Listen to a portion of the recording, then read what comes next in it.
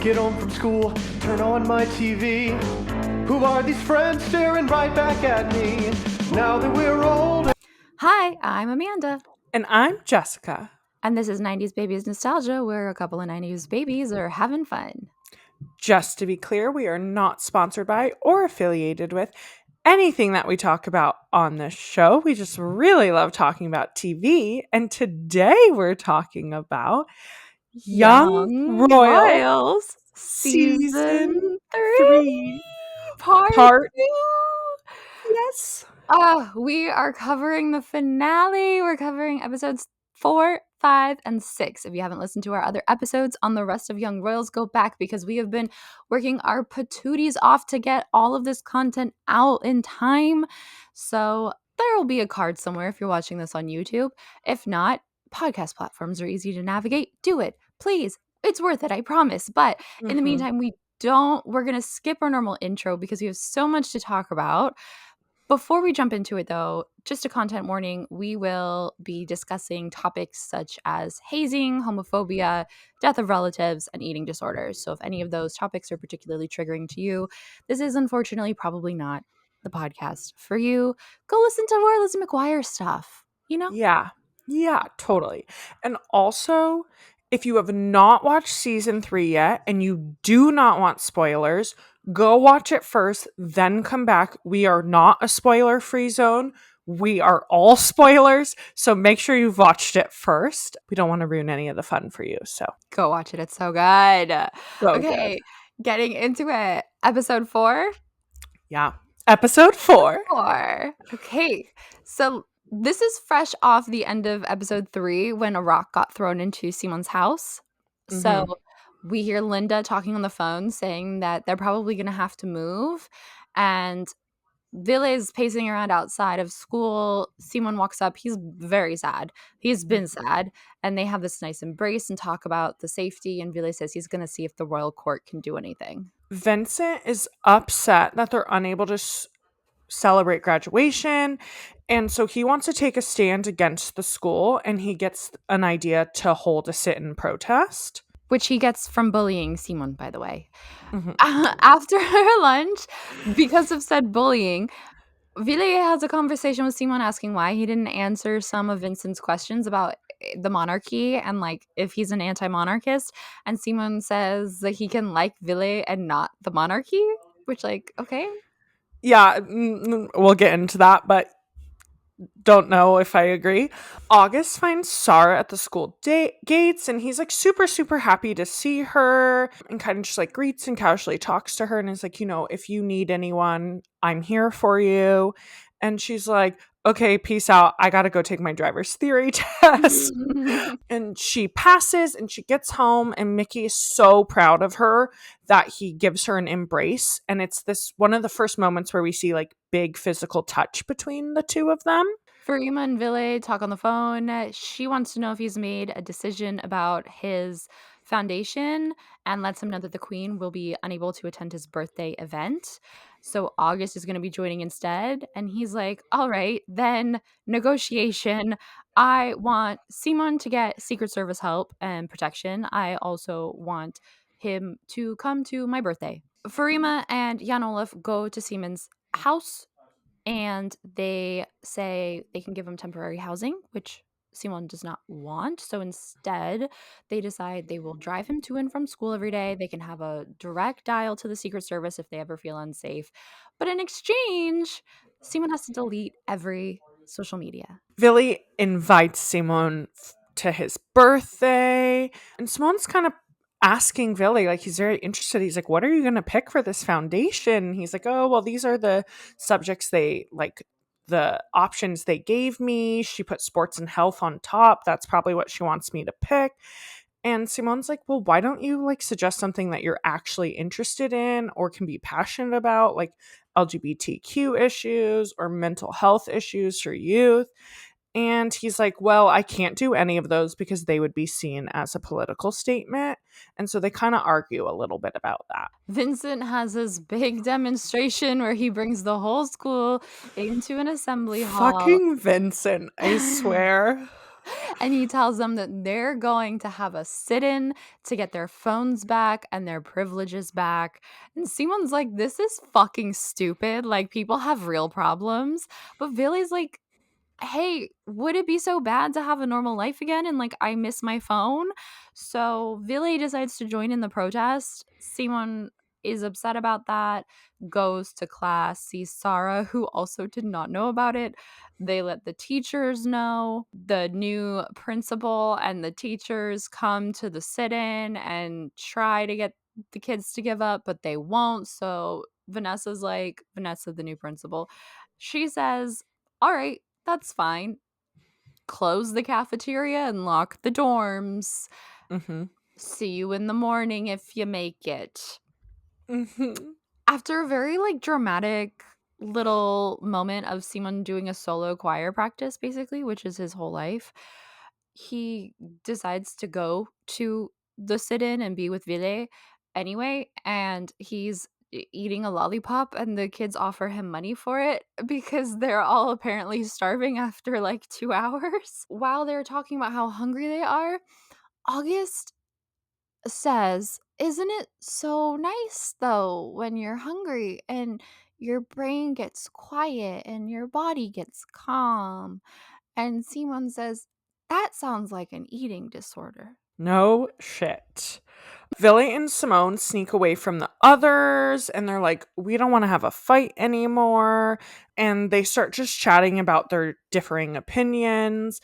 Villy is starving. And so Simone offers him an open bag of chips and then they fall asleep like on a staircase together. While this is happening, all hell has broken loose in the main hall because they're all freaking starving and losing their minds. And so there's like a bidding war going on for food and people chanting like show your dick for hillerska and all this craziness. Now it's the morning. Vanessa greets everyone and she's like, if you're done with this bullshit, then you can have breakfast, but only if we're done here. And they're like, no, like we're gonna let this out that you're like letting us starve and not letting us sleep in our dorms. But if you ease up some of the restrictions, we're not going to tell anyone. And so she's like, okay, you guys can get your cell phones back, but you're only allowed to use them after class. And graduation and third year dinner is on. And they're like, okay, great. And so Vincent's little protest was successful. Mm-hmm. Felice and Sara run into each other in the hallway and they sneak into the bathroom. Well, just go to the bathroom to talk.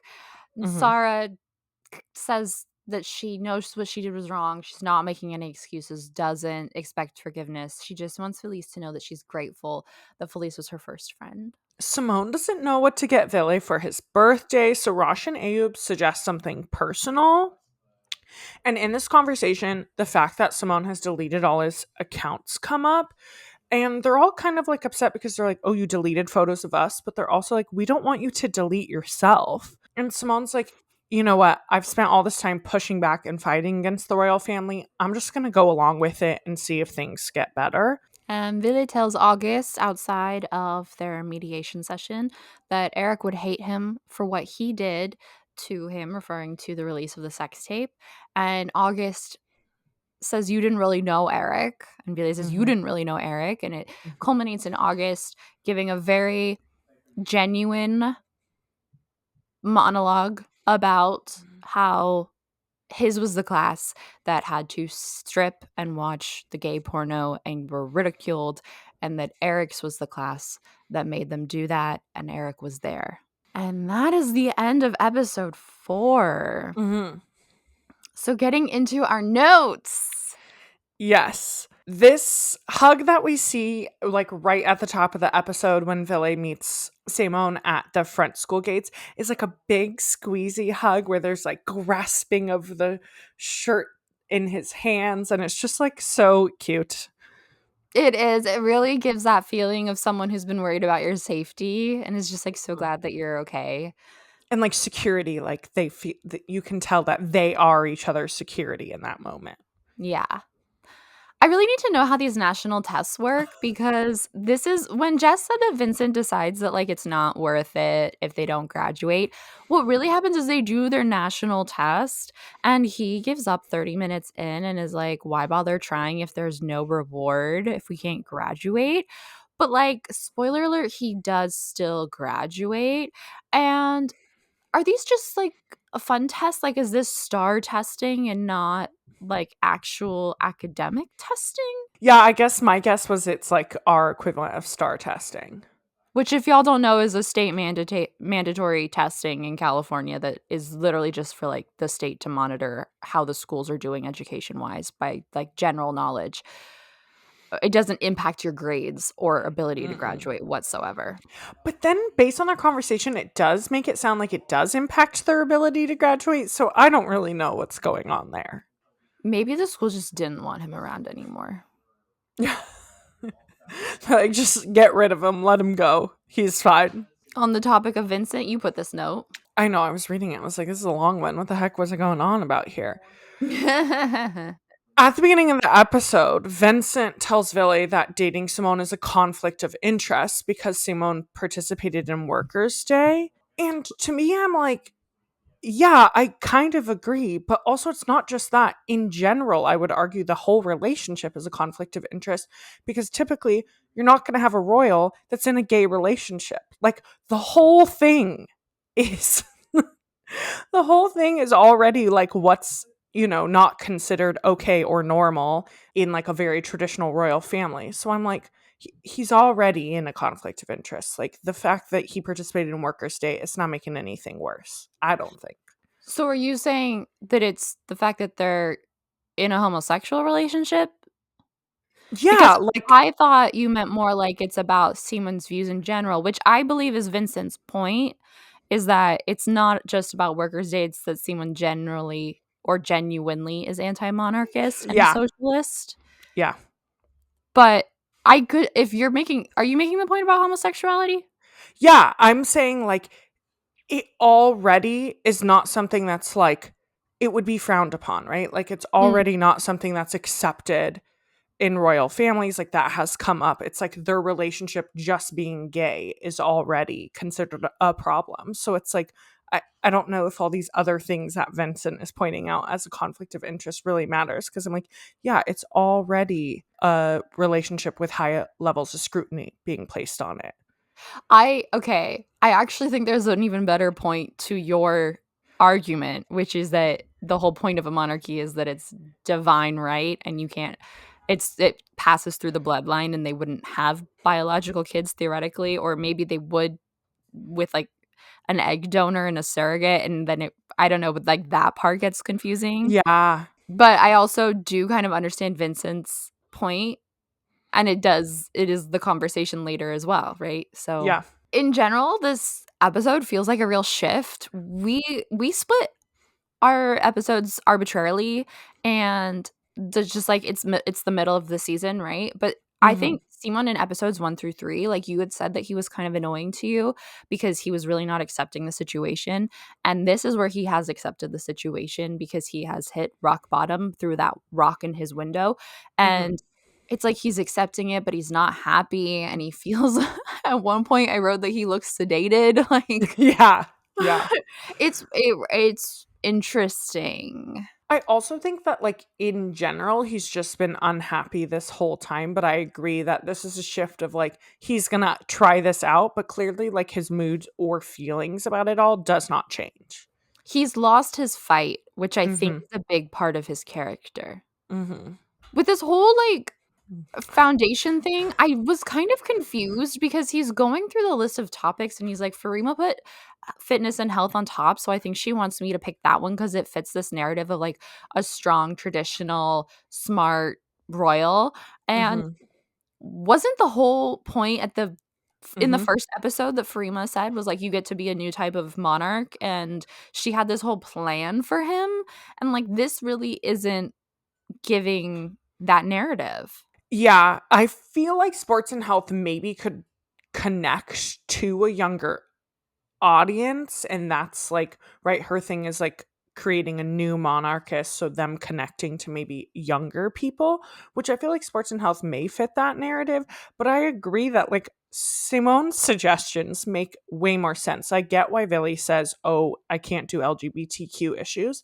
But like Mhm. mental health for youth, I'm Mhm. like, I don't understand why that would be considered political. Like that's Mhm. clearly an issue, and it would connect to a bunch of young people, and it would help with exactly what Farima wants to make of Villy's like royalty, you know? Reputation, yeah. I Yeah. I completely agree. I was gonna say the same thing, that that one's not political. Although I do think that it would be hard for Ville because then he would have to admit that he struggles probably, and that is very anti-monarchist because they're supposed to always be strong, right? And Yeah. steady and not get ill. So I can see why that would be difficult, but then that wasn't part of the conversation, which maybe was lacking because immediately making it about how like it can't be political and just I don't know. I don't know. I just Simon and I were equally disappointed, okay?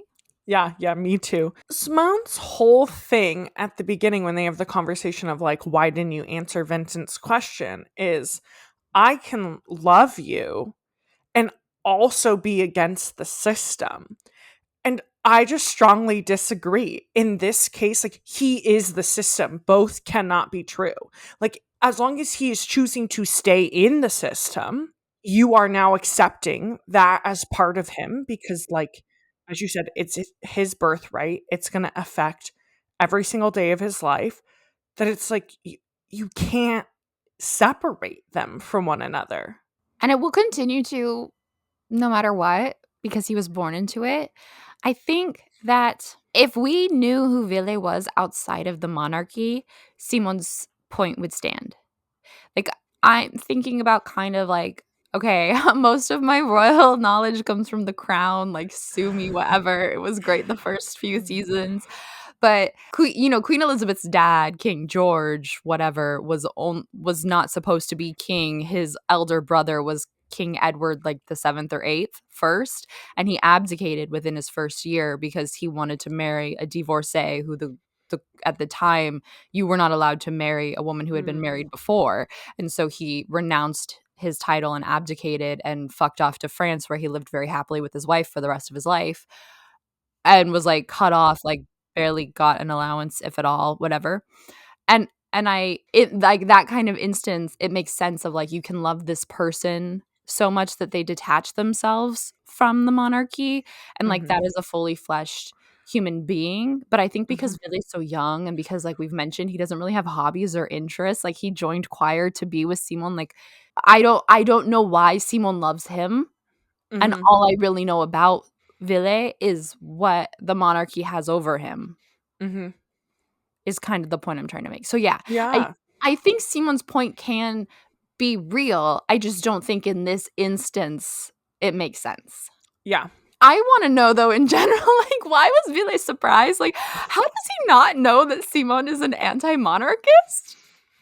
Honestly, it's the same thing. Like, how did Billy not know the song was about him? Like, it's just, I think that Billy is just like unaware and oblivious in life in general until someone tells him point blank. And it's like, what? Like, he participated in Workers' Day, and that's just one thing in this season. But, like, the first day you see him in class in season 1, he's speaking up about welfare. Like, That's what I'm hello? thinking. I'm like, we've been known since day one, baby. But Yeah. also, unaware and oblivious is exactly what you want in a future king. Am I right? I really liked this conversation, and it's one of many to come, including also the later conversation that they had in this episode on the stairs, where they talk about how they have different opinions and it's supposed to help them like grow as people. I Mhm. think these conversations are good and necessary, and they're part of what make this couple so interesting and compelling. Because we knew from the beginning, right? The show was set up as this like prince and pauper type situation where the Yeah. pauper didn't like the prince for what he stood for. So that opposites attract part is interesting, but I just feel like these conversations could have happened in series 2 or even in series 1. Yeah. I think something in our last episode that Amanda brought up that we talked about was like, why do they like each other? Because all we see is them like be cute and flirt and kiss and then fight, but we don't really like see them have like hard conversations, develop a relationship, develop communication with one another.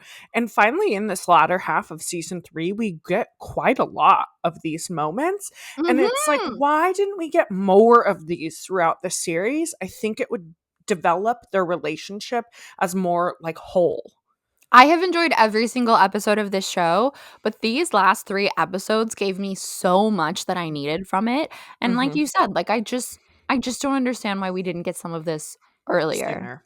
Yeah. Like, get rid of Marcus and give me some fucking real conversations. Yeah. Yes. Yes. Very glad he didn't come back in season 3. Oh God, I would have turned off my TV. I just, while watching this episode, had this particular question pop into my brain, so I threw it in the notes here. What do you think Billy would have done if Eric hadn't died? Like, what was his life plan? Was he just gonna, like, I don't know, join the military? Like, yeah, I don't know, whatever they told him to do. He probably just would have, yeah, like, I don't know, what do? They probably also have foundations and just, like, show up to events. Yeah, I'm thinking, like, Prince Harry just, like, was in the military for a while, did volunteer work in Africa, ran some foundations of his mom's. Yeah. Did the royal events, little tours. I don't know what the Swedish monarchy does, but I assume it's more or less the same. Yeah, I agree. This whole Secret Service situation, what they decide on is transporting Simone to and from school. What I don't understand is how is this solving the issue? Because the issue did not happen taking him to and from school. It happened at his home, and they are doing nothing to protect the home. I get what they're saying. The reason they want to make them move to temporary housing because they're on the ground floor and they have windows facing all directions. So like this isn't safe. But then I'm like, can't you put like a guard in the evenings? Or like I feel like there's other options than what they did. I just feel like asking him to delete all his accounts and everything they asked for, plus everything they asked from Willie, they could have done more. Put bars on their windows. Well, yeah. It's ugly, but it's safety. Yeah, they could have done things. I agree. And also, if they were going to put that in there, I want to see at least one awkward ride to school. Yeah, yes. We were robbed. Yes, agreed. The number of glances that Felice and Sara exchange throughout this episode is just giving me like season 1 and season 2 Simone and Ville just staring at each other from across the room. Like they just go, but not in like a sexually, just in a like I miss you as a friend way. It is very dramatic. Yeah. Something I wanted to touch on because Jess thought that it wasn't that important, and I was like, it's actually quite important to the plot because it touches many aspects. Is in this episode, they are told, the first years are told, you're going to write a letter to yourself in the future when you are graduating about like your dreams, your hopes, your ambitions. It's hilarious because they tell Ville to do this of like, and they specifically say the line like, who do you want to be when you grow up? Like while they're giving the paper to him. It's like, I don't know, the king of Sweden. So that is an important plot line, is that the first years are supposed to write their letters. The third years are getting the letters that they wrote in their first year back. Sara's letter gets left behind somewhere and Felice finds it. That's why they talk in the bathroom in the first place, because she read her letter and she was like, it's really sad that all you want is to feel okay. Okay. Yeah. So sad. Yeah. And on that note. Yeah, speaking of sad, Sara is the only one to miss, I called it an assembly, Vincent's assembly, and not know what's going on with the sit-in because she just didn't get invited because no one told her. Because no one's talking to her. Yeah. That is really sad. Poor girl. When Simone comes to class, she's like, where is everyone? Yeah. I really liked this little bit that when Vincent's first trying to get everyone's attention in the assembly hall, no one's listening to him, and then August steps up and commands their attention, which just goes to show that like even when August is the least liked person in school, he still has that natural leadership ability that we saw Totally. in the first season when he was the prefect and the rowing captain and all of that. We get a lot of Vincent's character coming out in this episode. He's always been a dick. He bullies Simon at the very beginning, and then he has the assembly inspired by him, and he's basically bullying the new principal. And I get disappointed that she actually backs down, because at first she's like, I won't succumb to blackmail, and he's like, actually you will. And you know, he brings up points of like, our parents went to this school. You really think they're going to side with you? Because all these things were in place when they went here.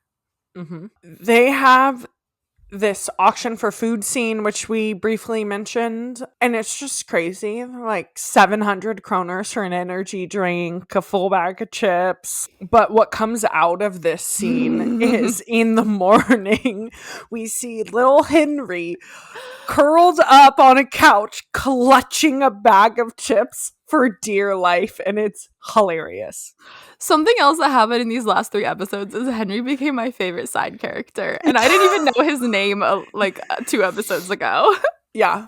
He's just like an adorable little ginger. Gotta love him.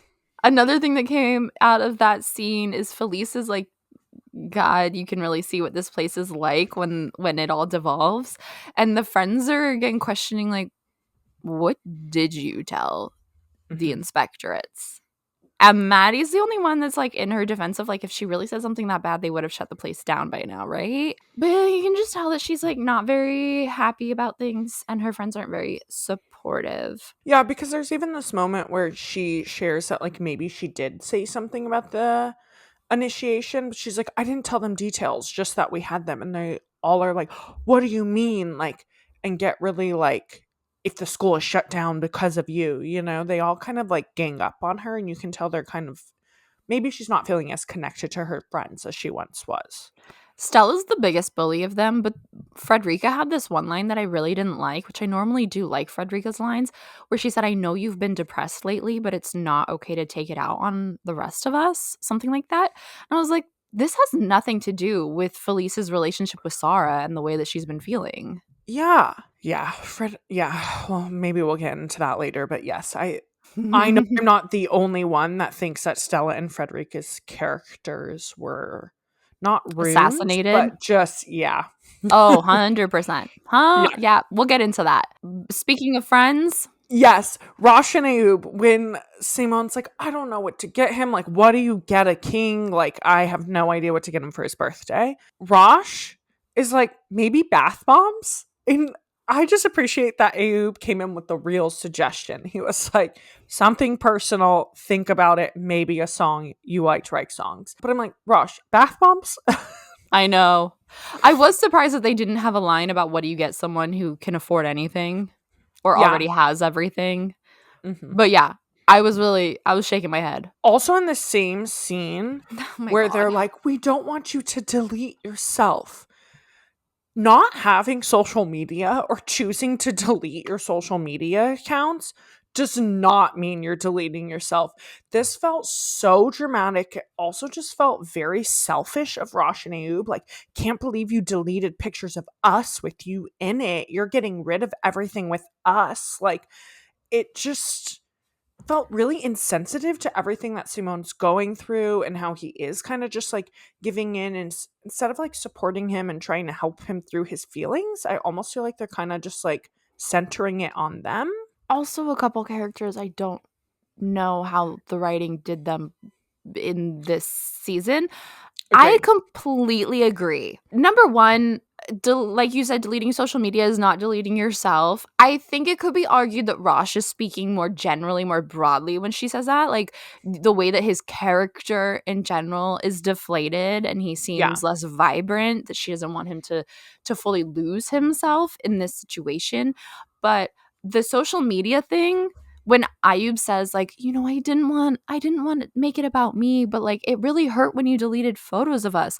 Like, I get that you're young, but those photos are on your own accounts. You know your best friends. You don't even go to the same school anymore. He didn't just delete photos of you. He deleted his entire accounts. Like it really felt so dramatic. Yeah. And selfish. Yes. Yeah, I didn't love it. Getting into quotes, which we kind of mentioned this one, but when they're all in the sit-in and things start to get a little crazy because they're all hungry, all the guys are like in one corner chanting like, show your dick for hillerska, show your dick for hillerska. And then we pan over to the girls and Felice is like sitting up against a wall and she's like, this has gotten out of hand. And Maddie's like, you think? Like, it's so good.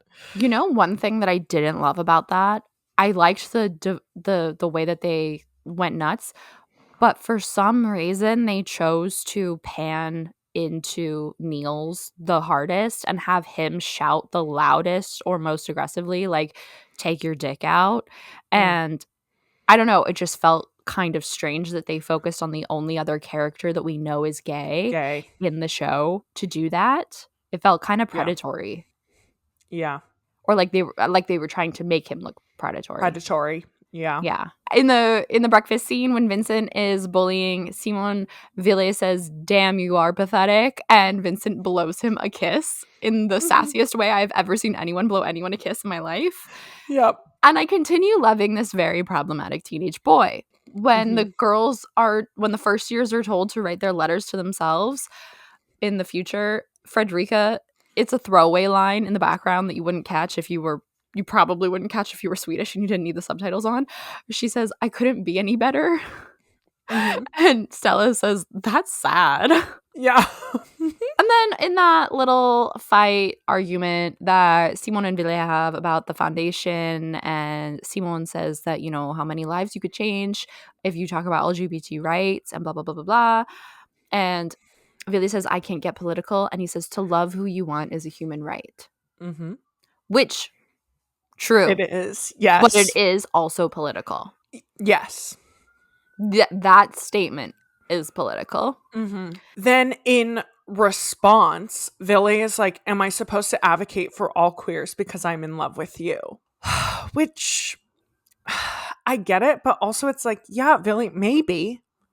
He then makes a decent point that just being openly in love with Simon does make a difference, and I do agree, and Simon does agree, and that's kind of what diffuses the tension.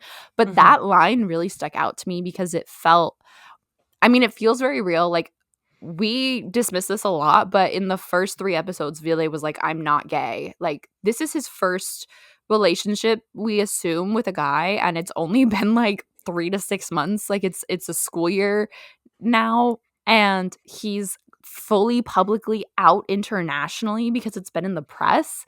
Like, that's a huge jump. I'm surprised it wasn't more of his character dealing with all of that. Yeah. And then I really, really wonder if the word they used that translated to queers and the way that it comes out, if it sounded slurish or not, because the way that word is used in English the way it's used can really change its meaning. Yeah, totally. Episode 5? Episode 5. Eee. Ville is in the basement where the initiation party took place, and he's replaying the initiation in his head, but this time we hear it going through with how August described it. So it's August's initiation experience. He's having a very vivid imagination, as if he is there. Simon and Ville are in class, and Simon can tell that Ville is not feeling well, so he writes him a little note asking if he's all right, and Ville just says that he's tired. And then after class, Simon's trying to talk to him about what he should wear to Ville's birthday party, but he's distracted and just really clearly not present. Vincent is collecting votes for class superlatives, and August mentions that he'll be unable to join the senior dinner because he'll be at Ville's birthday. Sara gets home, and Mickey's like being very productive. He's cooking dinner. He did the laundry. And she's like, "What the hell are you on?" And he's like, "Medication. I went to my doctor." But she's kind of concerned about that because he said in the past that he doesn't like being on ADHD medications. And he's like, "Well, I also should be able to pay the bills and do more than just teach you how to drive. And don't worry. And you should come pick me up, or I will come pick you up for your driving test so you can drive me there as one final practice." Ville calls his dad, and they talk about how perfect Eric was. And Ville almost opens up about what August told him about the initiation, but then his dad gets pulled away. And Simone calls Ville, but he doesn't answer. Ville, right after choir practice, tells Simon he's going to quit. And Simon just asks him straight up, "Tell me if I did something wrong, please, because you don't seem okay, and I wish you would just talk to me." And he says that it's not about him, tells him about Eric and what August told him. And he immediately is getting defensive. And he's like, "I know what you think." And Simon's like, "I don't think anything. Like, I don't know the situation. Maybe Eric just got pulled into, like, what was going on around him. Like, it's completely understandable." But then he goes on to say that the situation with Sara made him realize that siblings aren't perfect. And that then triggers Ville again because he doesn't want Sara compared to Eric, and what Sara did was so much worse in his mind. And so he storms off and goes and gets a manicure from our girl Felice, who very like comfortingly talks to him and is glad that he told her about Eric now. And it's different with her because she knew him when he was good. He says that he's worried that Eric wouldn't have liked this version of him. And she says, of course he would. After school, Sara's starting to get worried because Mickey is still not there to pick her up, and she keeps calling him, and it keeps going to voicemail. Amanda and I have differing opinions on what happened. Please let us know what you think happened, because we Yes. went back and forth about this for a bit. Yeah. So what I think happens, because we see her call her dad, pace around, call her dad, pace around and wait, call her dad, pace around and wait. And she mentions on one of the calls that the bus, my test is in 30 minutes and the bus doesn't leave for 20. And then we see her run off. So I believe that she ran off to the bus, caught the bus, and made it just in the nick of time for her driver's test. Amanda thinks she ran all the way to her driver's test, which seems a little crazy, but I guess is possible. I'm not saying it doesn't seem crazy. We have no idea. Like, Hillerska feels far from Bierstadt, but it can't be that far if they could take the bus. And, like, I don't know. But here's the thing. We don't see the bus, and we don't see the bus stop. And when she calls Mikke, she says that the bus is 20 minutes it won't be there for 20 minutes and her test is in 30, so he really needs to come, which tells me that if she takes the bus in 20 minutes, she's not going to get there in time. So we just see her run really fast, leaving school grounds, and then arriving panting at her driving test in the nick of time. So I like to think that she ran all the way there with her horse riding muscles. Yeah, which honestly, she's got the legs for it, so maybe she did. She's starting her test and she's doing really well. But then as she's like stopping to merge onto a street, she sees her dad at a restaurant drinking beer with all his friends, and she gets distracted, but then ends up going back to the test and focusing. How fucking lazy. Okay, sorry. Also, just like, if you knew that this is what she was doing, you probably know the route that they take them on. Like, go to a fucking restaurant or sit inside the pup where she can't see you. Hello? But also, he clearly just straight up forgot about her, because if he knew that was, yeah. Anyway, Simon is trying on his suit with Linda for Ville's birthday party and telling her that, you know, he keeps trying to be there for Ville, but it just feels like he's doing things wrong. And Linda says she likes Ville, but love shouldn't be this hard, especially when you're not, or when you're this young. Sara shows up at the apartment crying. She got her driver's license, but tells Simon what happened with her dad and how she really thought this time would be different, and she apologizes, and he forgives her, and they all embrace as a family, and it's very sweet. It's very, very sweet. Ville texts Simon and lets him know that he still really wants him to be there for his birthday. And then we get this moment where we see him looking at his freshly manicured nails, and he goes to the bathroom and he immediately scrubs off all of the polish.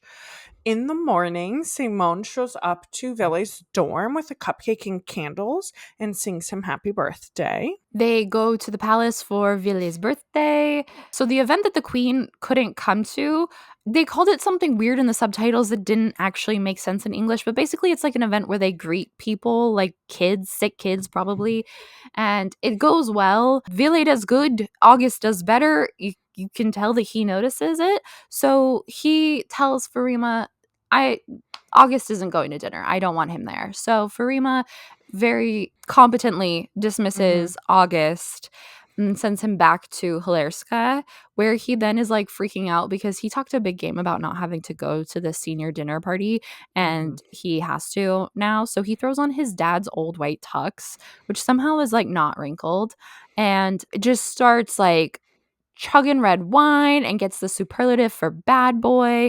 He walks out of the dinner because that stresses him out, and sees Sara taking out the trash and asks her if she's taking out the trash when she's holding a bag of trash, and says hi and asks if she read his letter, because that's one of the things is he put his freshman letter in her locker.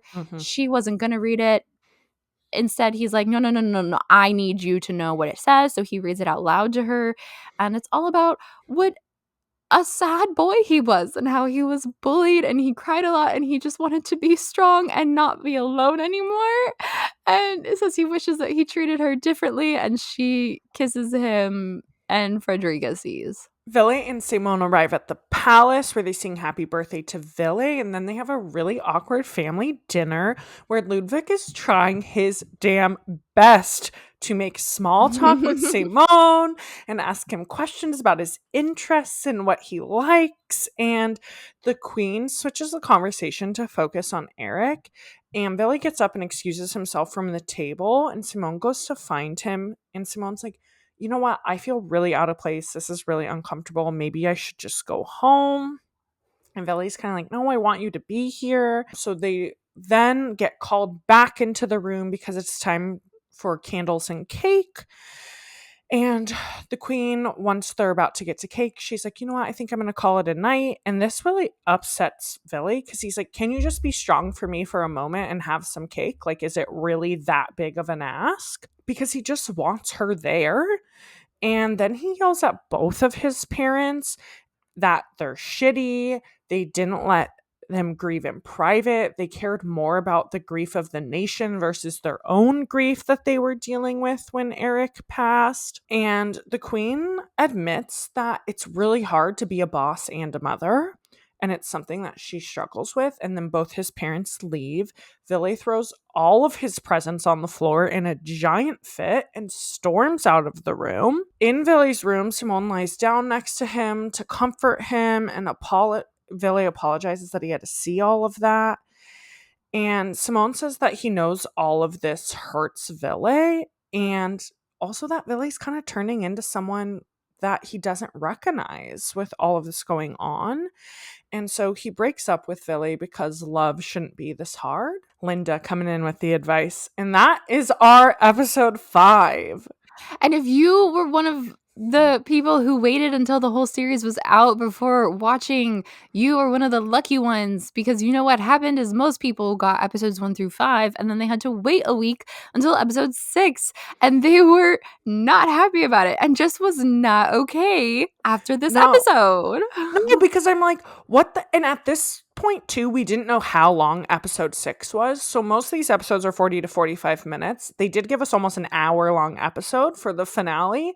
But I'm like, what are they going to do in 45 minutes when we've left with our Villy and Simone broken up? Like, this is not okay. And it wasn't. So at the beginning, the very beginning, when we have Ville and Simon in Swedish class in class, I assume it's Swedish class, and Simon asks if he's okay, and he says he's just tired. It's just like another pointed dialogue, the same way that the book that they read in season 2 was like very specifically metaphorical. We have Henry and his friend having a little debate about these characters and how they just needed to communicate properly, like open up before Ville is like, I'm just tired. And I'm just like, Villy, listen to Henry. And then in my notes doc, because I couldn't insert it because Google said I didn't have the copyright license to it. If you click on the URL, it will be the GIF of Tyra Banks saying, I was rooting for you. We were all rooting for you. Mm-hmm. Because that is all that plays in my head every single time that I think about Mickey. They really built him up for us. And I think we all just like, I don't know, so beautiful to watch that relationship grow this season that it like really made it hurt more when he just didn't show up. You're like, seriously? I do think I appreciate what it did for Sara's character development. Sure. So I'm okay with it, but it was disappointing. Throwaway note that I wrote, but also I was confused. They have cars for you at the driving test because it just like shows up and then the car is there. And that's not how it works in the US.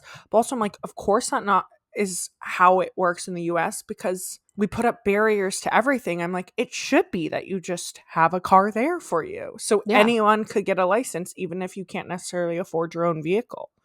Yeah, because why the hell would you buy a car if you don't have your license? And how are you getting it there? Like, if your parents don't have cars, or if you're an immigrant and you're just coming to the country and you want to learn how to drive and you don't have access to a car, you can't even legally drive it there if you don't have your license.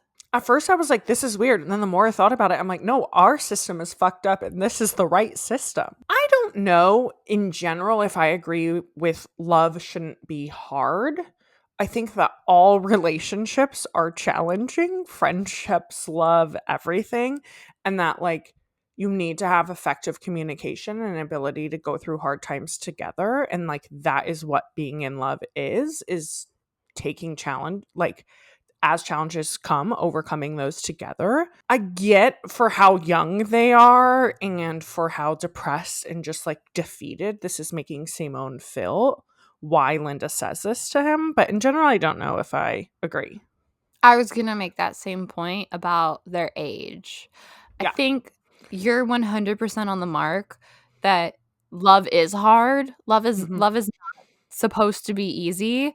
You're Mm-mm. supposed to easily fall in love with a person, but you're supposed to work hard to stay in love with a person or just keep the love whether or not you're in love regardless. Like relationships are work. But Yeah. when you're 16 and 17, Yeah. it should be an easier love. It should be a gentle love, right? Yeah. Going on to this senior dinner that they have the freshmen prepping and cooking and plating meals and serving everyone. And it's just so unnecessary because this school is so rich and caterers and servers would be a million times better and they can afford it. So why are they like it's really at that point it's just humiliation. Well, and when the teacher just said, like, oh, everyone needs to help out, I thought like they maybe were like setting up some tables, maybe serving some wine or something. They're like full on cooking and chopping like herbs and shit. And I'm like, we know that they have like a cook because they have dinners and stuff. So it's like, why would the students be doing this? That's the whole point, though, is that it's a tradition that the freshmen have to serve the seniors and wait on the seniors and all of this. Like, Hmm. yeah, you're because it's bad, because it's gross, it's icky. It's Yeah. part of the school tradition. Is this Yeah. hierarchy? But that's like when I was watching it, I was thinking, this is just so unnecessary. Like, I would rather have a catered meal than have a Mhm. freshman cook for me. I texted Amanda because she hadn't watched this episode yet. I was like, I think my favorite scene of season 3 just happened. And I don't know if it was my favorite, but it's definitely up there as one of my favorites.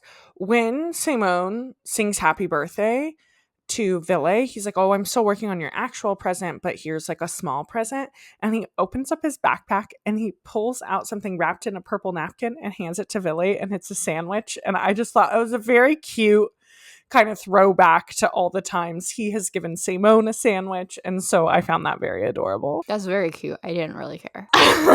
For me, what stuck out to me about that scene is that he says, because he bribes Malin to be the security guard to be able to come into Ville's room in the morning. Because if nobody sings to you in the morning, it doesn't really feel like a birthday. No one has ever sang to me in the morning, whether it was my birthday or not. I was like, where is this coming from? Has probably no one's ever sang to Ville in the morning before either. And you could tell he was thinking that, but he bit his tongue. Mm-hmm. It's cute though. I like it. I feel like someone should sing to you in the morning on your birthday. I don't because I'm really irritable in the morning and I don't really like how other people sing.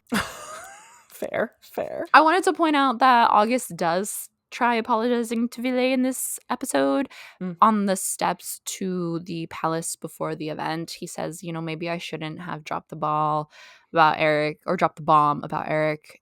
In that moment, it was probably really hard for you to hear all of that, which I thought was a good moment of growth for him. He seems to really be, you know, in his Kylie Jenner like moment of realizing things. Mm-hmm. Isn't that her quote?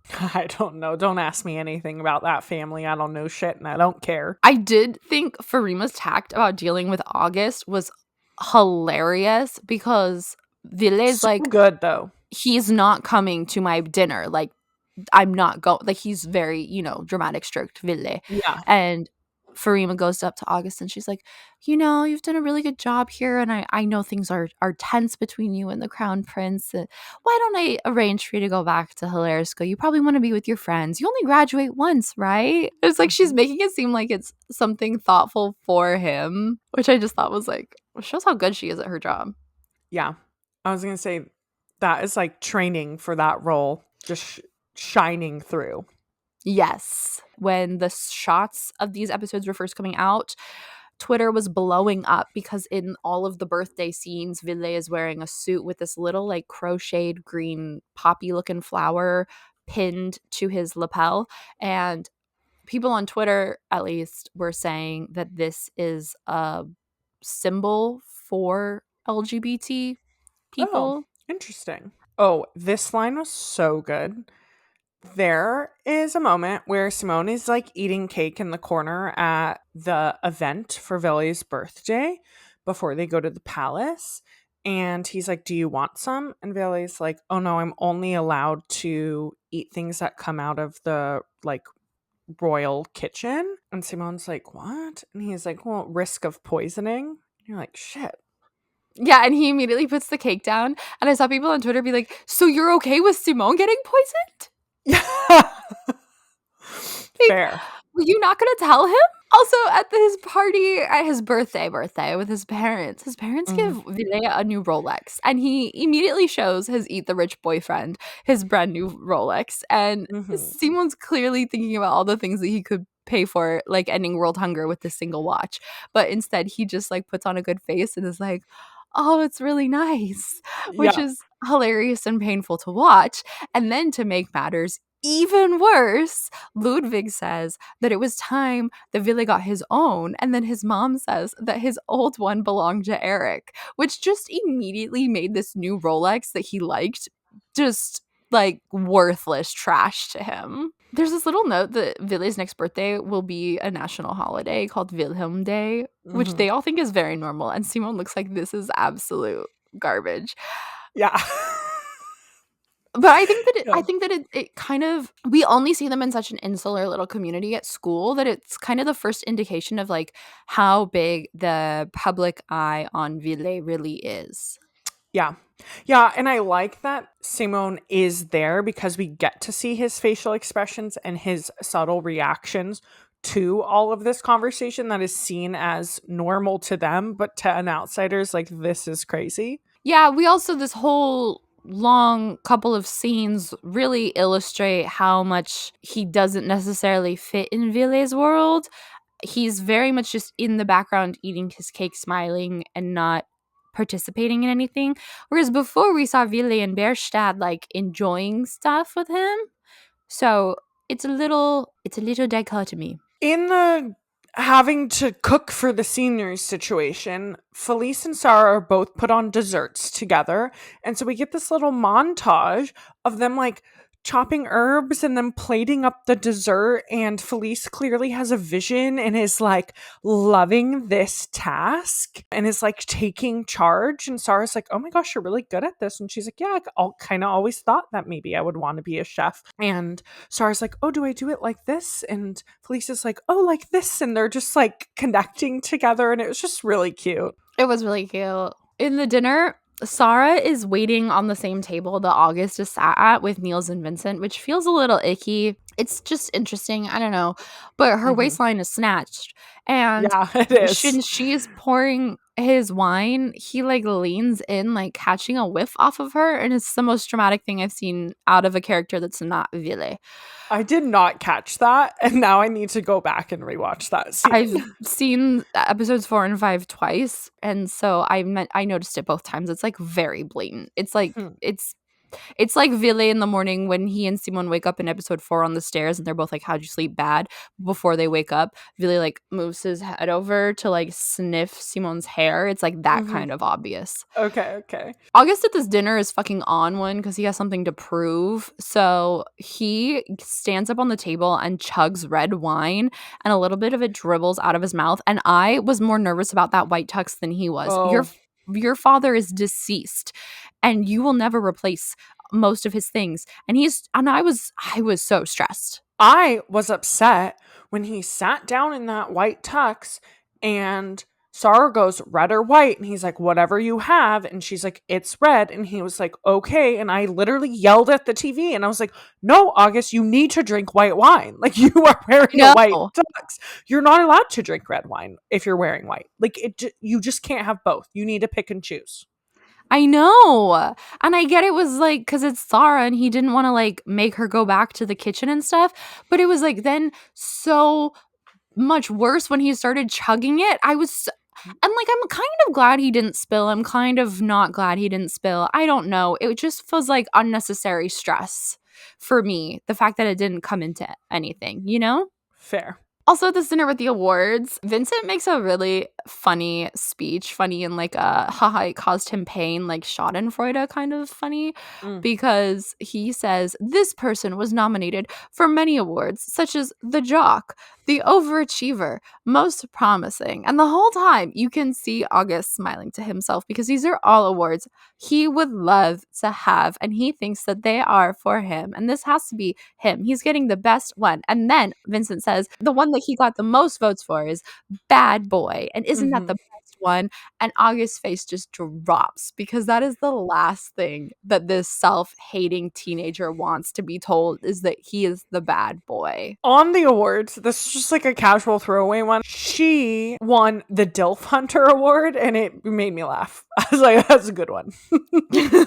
I was like, I would like examples. You go to a very small boarding school. I'm worried about the teachers.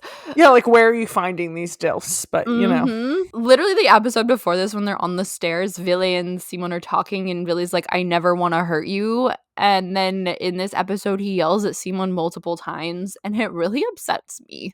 Like, I fully don't blame him for breaking up with him. Like, when Jess says that they went off into the hall and Simon found Villy, and Villy was like, no, I really need you here, he yelled at him. He was like, oh, it's a bad atmosphere. Think about me. Think about how bad it is for me, but I have to be here and I need you here with me. And he's yelling at him like rudely. Yeah. And it's not okay. You can't yell at people. No, it's not okay. I just wanted to ask you, Jess, how were you at the end of this episode? Not good. I had to have a conversation with the dog about everything that happened, and I told him that everything is ruined because they're not together, and now I have to wait 5 days to watch the finale, and what's gonna happen. And unfortunately, Toby didn't offer me like any comfort. I didn't know you talked to Toby. He did. I'm obsessed. He wasn't very helpful, I do have to say, but our quotes, I'm so sorry, this is going to be a real mood drop because both of our quotes are emo as hell for this episode. I don't even remember who said this. This is the queen apologizes to Ville after he yells at his parents, and she says that it's been really hard for her to be his boss and his mom at the same time. And he says, yeah, I've noticed, because you're useless at both, which is so fucked up. Like, yes, it's a teenager thing to say, but it's so mean, especially because she's so sick and so unwell. Yeah, that's the part that bothered me, is that this is a woman who is in an active mental breakdown. If it weren't for that, valid. And, you know, I do give Simon credit that in bed he tells, right before breaking up with him, he says, I'm glad you were honest with your parents. Because to an extent, Ville and his parents do need to have these conversations. In that yelling at his parents, he also tells his dad, I am your only son. Do you see me? I just thought was like a really interesting choice in the use of only son, because he's driving home to them that, like, you keep bringing up Eric, like Eric's not here anymore. I'm here. And I need you. I also remembered another note about that scene. I saw on Twitter, someone asked Edvin if any part of that scene where he's yelling at his parents was improvised. And he says the presents weren't supposed to fly that far. So I think the whole, like, throwing them off the table like they did, the way they looked weightless, was not supposed to happen. To which people were like, oh, so Omar's face looking terrified was probably pretty real. Yeah, like a genuine reaction. Probably also because they're prop presents, so they were just like boxes covered in wrapping paper. So I'm sure he like went to throw them, but they had no weight to them, so they just like flew. Yeah. And then the other quote is from August's letter to himself that he wrote when he was a freshman. He said, I hope you never have to be alone again, which is really sad. And even sadder when he's saying it now, because he's very alone, because everyone hates him. And it's kind of his own doing, but it's still his sad. own fault, but it is sad. Yeah. All right. The finale episode 6. Episode 6. Okay, so we open up to these really dramatic alternating shots that are really beautiful with the sun shining through and the sadness of the colors and everything, where Ville is talking to Felice at school outside and Simon is crying to himself, and they're both just dealing with the aftermath of the breakup. And Ville is telling Felice what happened and how, like, she's like, are you sure it's really over? Like, it never feels over between you. And he's like, you didn't see him. And he does, very much to his credit. He understands what Simon said and says it's time for him to be accountable for his actions. So it's feeling actually kind of final. Simon is not doing any better. He decides that he's going to skip school because he just can't stand to see Ville. But then he like notices something outside and thinks that Mickey is there, and there's a car outside. I don't know when Mickey like drove it, parked it, and ran off without anyone noticing, but he left his car with a note for Sara and Simon apologizing. And Simon and Sara have this really sweet heart to heart where Simon's like, you're right, we never should have had contact with that man. And she's like, no, I think you were right. Everyone deserves a second chance. And she even like goes on to be like, you know, as much as it hurt what he did and it's hard to have a relationship with him, I don't really want to continue a world in which I don't have contact with him. Yeah, she still wants to keep him in her life. During class, we learn that all classes are canceled and hillerska is banned from operating. I'm sorry. I just have to touch. They are having the most romantic looking class outside in the sun on the lawn. Swedish teacher is reading them a poem. Headmaster comes up to her. So she makes Sara start reading the poem. They're all like, hush, hush, hush. Let's listen to what they have to say. And she comes back and says, so class is canceled. School is canceled. We're shutting down. Go back to your dorms. Yep. Pack up your shit. Like, it's a Crazy. little dramatic. All the girls immediately start blaming Felice, and Vincent blames Ville, then shouts at all the boys, trying to be like, who was interviewed, like, who said something? And August is kind of like, there's no point arguing now. Like, what's done is done. This is the decision that was made. Let's just all allow each other to be sad. And then he starts to full on weep, like at a table, like clutching his head and like crying. It felt dramatic. We learn that the school does receive an extension to operate until the end of term, but it likely won't open in fall. So immediately all the students start drinking. Vincent, Niels, and August literally pour one out for hillerska. I love that. I think they said for Hille. For Hille, yeah. August tells Niels and Vincent, because they're like, we're having a party, we have to go all out, it's our last hurrah, it's hillerska's last hurrah. And August, back on the same way that he was like, I have to go to Ville's birthday party, but like, you know, it's family, like he's like bragging but like acting like he doesn't care. So he tells them now, like, I don't know if I can party because, like, you know, I'm actually Ville's backup. It like comes with a title and like it's not just the lineage, it's like a whole thing. And they're like, wow, that really sucks. Like, you want to be close to the royals, but you don't want to be one of them. They own you. Like, they literally own you now. And his face falls because he really doesn't know who he is or what he wants, and no one ever reacts the way he expects them to. Yeah, and he's just like grasping to anything. And so what he's grasped to is this hope to be a monarch. And when they kind of shut him down, that like that actually is terrible, he's like, oh shit, maybe it is. And he bought this with his settlement. Yeah, he chose. That night, they hold one final party for hillerska, and Henry tells Ville and Simone that they have to go, but both of them are hesitant. And Felice encourages Ville to go have some fun. She like physically actually goes into his dorm room, and he's being like sad boy on the floor. And she's like, no. Like, it looks like champagne. She's like, here's some champagne. Have a sip. Let's get out of here. Ayoub and Rosh are also encouraging Simone to go. And so they all go together and bring Sara along with. I'm pretty sure Felice's wine is literally called Le Blanc. Yeah. Which is just the white. The white, yeah. They're at the party, which is a white party, and immediately, it's not really important, but it's just like classy looking, I guess, but not really, because I don't know. Anyway, it's the biggest rager we've seen yet.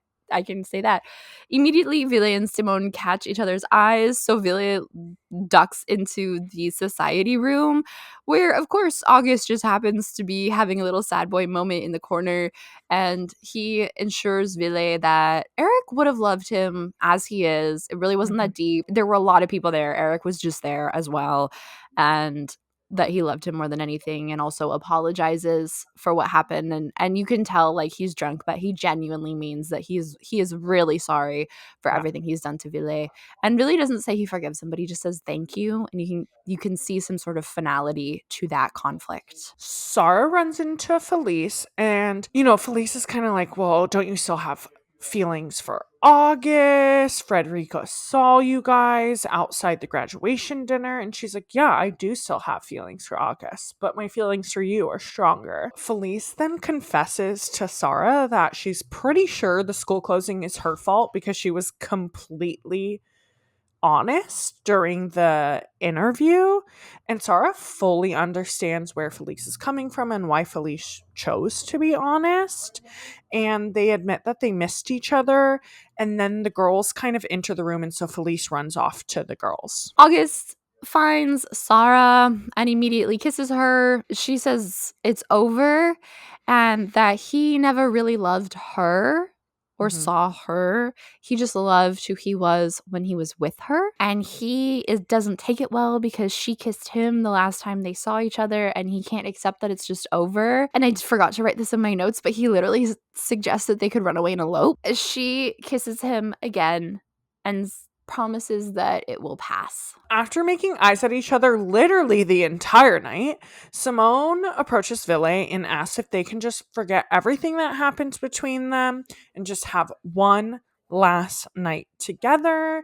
So they sneak off to lie in the sun, they skinny dip, they reminisce, they just generally are cute. It's the sweetest scene, guys. I'm sure if you've seen the show or like are on Twitter, you've seen it pop up because people have posted this entire scene together, and it was a huge part of the trailer, and it didn't come up in the first episode drop, and people were like, you're telling me all of this happens in episode 6? And sure enough, it's all just like cut into together, but it's beautiful. It is really beautiful, and it's beautifully shot too. And Ville doesn't want to accept that it's over between them, but Simone does not want to have the conversation because he's like, we agreed to just forget everything. Ville is packing away his dorm room, and then Simone texts him his birthday present, which is a song. He listens to the song for what feels like literally 3 hours. He's like walking around campus forever and ever and ever listening to this damn song in his headphones. And it's about their entire relationship, the good and the bad. It's not necessarily like a happy love song. It's graduation day, and Vanessa announces that they are going to file an appeal against the inspectorate's decision. So hopefully Hillerska will continue. They all sing the Hillerska song one last time, except they surprise Simon by all singing his version instead, which is actually kind of fits the situation because it's about like the good and the bad, but it's also like kind of cringe. I thought it was less cringe than Ville's or than Simone's song to Ville. I disagree. I thought it was kind of sweet that everyone just sung Simone's song. It felt very pointed. No, that's the problem. It was too pointed. Oh, I liked it. The Queen and the Duke show up with the other parents, which is kind of to surprise of Ville. He wasn't sure if they actually were going to show. And the Queen asks for Ville's forgiveness because she wasn't there when he needed her. She's gotten help, and she's like, I'm better. I've gotten help. I'm ready to be there for you now. And he sees Simone off in the distance, and so he goes to thank him for the song, and Simone's kind of like, just so you know, I never gave up on us and our relationship. I just gave up on the royal family. And they say goodbye, and they wish each other just to have a good summer. Felice sees Sara. Her friends are trying to catch their cab because they have their trip to New York planned, but she goes up to Sara, who's struggling to get into her janky old car, and admits to her that she doesn't really want to go to New York and that her friends don't really understand her all the time or have the best habits and weren't there for her in the way that she needed when she was missing Sara, and basically hijacked Sara's car and summer plans.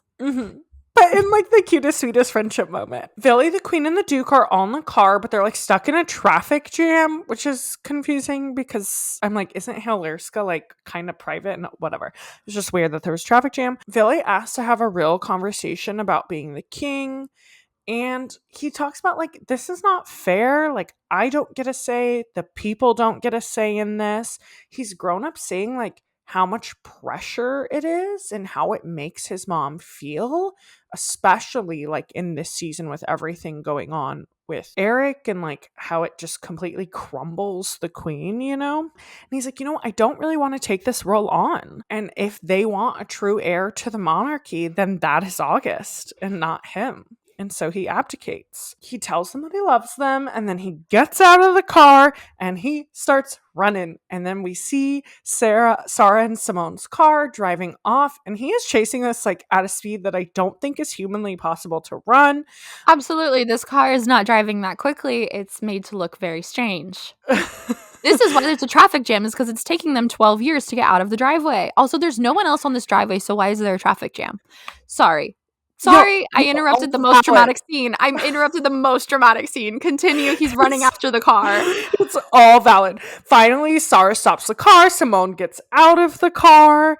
And Billy kind of tells him, what happened. He did it for himself. He does not want to be king. And he just wants to be with Simone.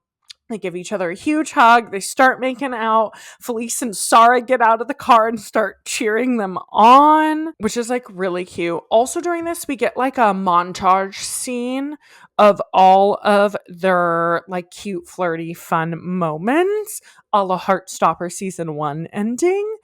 And they say, I love you to each other. And then they all get back into the car and drive off together.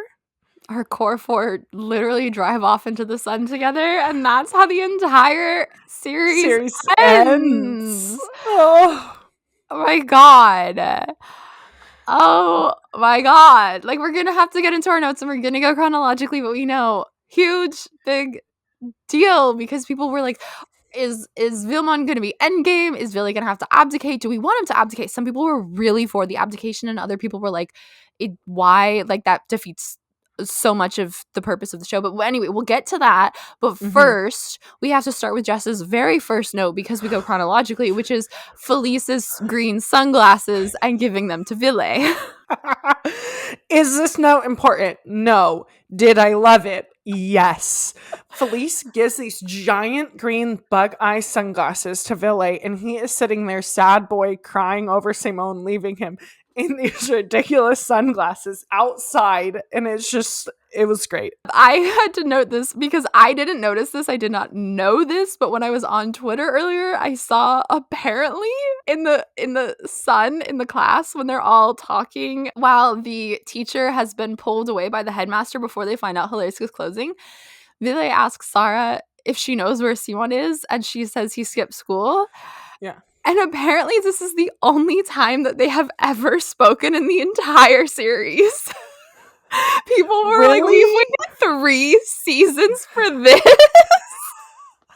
I guess I never realized, but yeah, they're not really in scenes where they would be having a conversation with one another. No. Also, it's weird because Simon is so close to his family and so close to Sara. You think his boyfriend having a relationship with his family would be important to him too. And Ville's been to his house. Yeah, that's funny. Me with the really, really not important notes this time. Simon, when he's sad boy staring at his fish, he's wearing this like tan, thick mock neck, oversized sweater, and I want it. It's cute. It looked comfortable. I loved it. I want it. Word, I'm surprised he wasn't wearing Ville's sweater that he stole last season. Literally.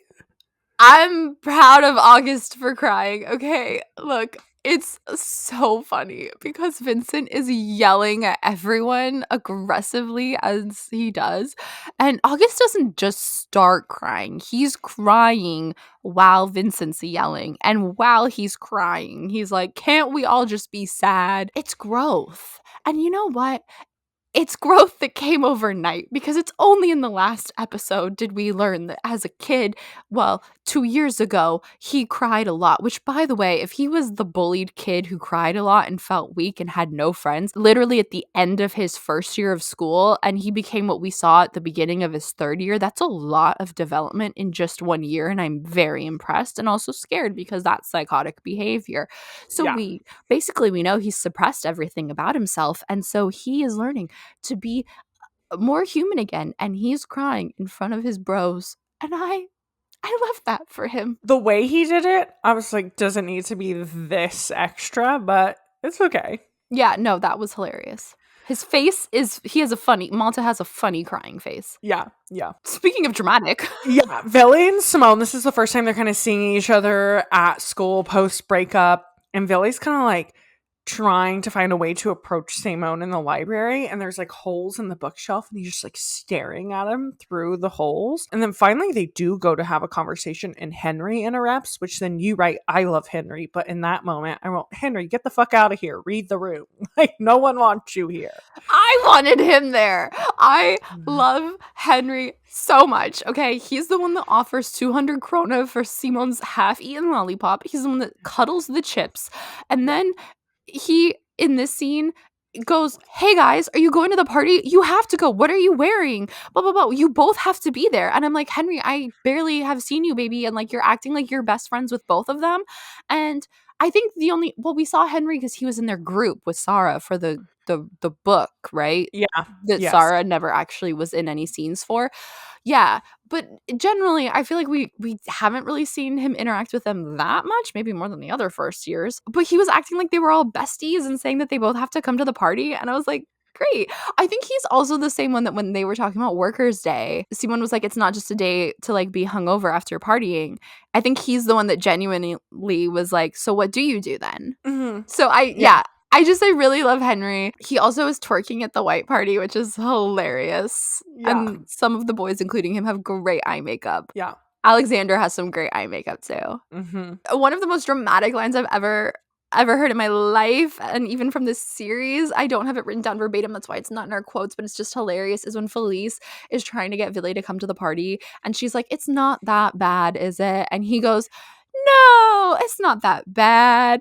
I just lost the love of my life, gotten the school shut down single-handedly, and said horrible things to my parents that will probably get me to be king by 18. Yeah. So dramatic. Oh, but like he's hilarious. I read this low-key, I feel like Rosh and Ayub aren't that helpful, and I've always loved their friendship and spoken highly of the friendship that we saw through seasons 1 and seasons 2, but especially through season 3, I'm just like, what is happening with them? Like, they are not being helpful, they're giving terrible advice, they're not being supportive. I just don't love them. I agree, and this one felt particularly strange because at least when they're selfish or single-minded, I think they can be a little single-minded. I think they lack some sympathy and perspective for the kids at Hillerska and Ville. But then when Simon didn't want to go to the party because he didn't want to see Ville, they're like, it's Hillerska's final party and you might never see Ville again. You have to go. And that felt very out of character, and like they're just puppets for whatever the story needs to be. Yeah, because if it actually was in their character, they would be like, protect yourself, let's go hang out. Like, you don't need to put yourself in that position. Like, they would 100%. Yeah. Like, it is in character that they went with him, at least. Yes. But the fact that they weren't just like, let's hang out and throw like a fun time at Bierstadt was weird. Yeah, I agree. But while we're on that topic, it's not in our notes, but you want to mention the assassination of Frederica and Stella as well, because I feel like they got some of that as well. Like, I really, really liked the girls' friend group, and I kind of felt like it just went downhill this season in a way that wasn't really necessary. Yeah, you really see them from the beginning feel disconnected from Felice when, they offer the New York trip and it's clearly not really what she wants. And then we find out right in this season that it really was not what she wants, even though we had an inclination in episode 1. But also just like at the party, there's this part where Rosh is trying to like flirt with Stella after what happened at the rave. And Stella just like completely ignores her and is just so rude. She doesn't ignore her. She says, "Who let you in?" Oh, yeah. Which is Yeah. worse. Yeah. And I get that it's because now her and Frederica are good, but Mhm. that's rude. You don't have to be rude to someone like that. Mhm. Mhm. And I think we'll get into more of this later. It has to do with how they wanted Felice's character to develop, but the way that it happened felt very stark. And then Maddie was kind of like solidly good the whole time, but just dismissed sort of at the end. Mhm. It was kind of weird. I would have liked I would have liked more for our side characters because we really liked all of these friends before. Yeah, it felt like they really focused all the writing on the main four and 5. yeah. Oh, cuz August too, yeah. But kind of just didn't care. Not didn't care, but like really didn't lift the other characters up, but actually kind of like made them unlikable. Yeah, continuing in our notes, on the wall in the society room, there is a banner that says "Once a brother, always a brother," and I wouldn't have noted that if it weren't for the fact that the English subtitles put it on the Mhm. screen, which means they want you to notice that it says that because they think that it's important symbolism, which I think is really interesting because someone in production was like, make a note to the subtitler that they should note that it says that, because I was really smart and I put that on the set. But anyway, you see it on the screen right before August and Ville have that conversation about Eric and each Mm, other, mm, which it is symbolic. It is, and it is, yeah. mhm. It's like important, I guess. Yeah. A moment that I thought was really sweet and funny between Sara and Felice is when they're talking at the party. Felice is like, "Oh, do you remember the first time we met and you were helping me throw up?" And Sara was like, "Yeah, it was the best day of my life."